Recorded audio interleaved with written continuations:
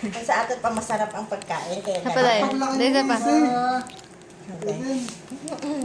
Sana, TV commercial.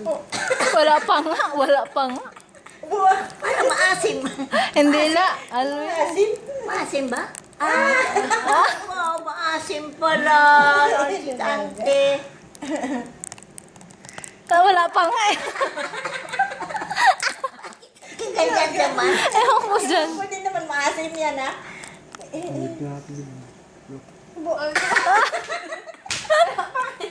Bakit ni kaya may Buya na advertising ba? Para mabili yung cup noodles. Ganyan kasarap ang cup noodles, sabi ka mo. Gabi ba? Grabe ba?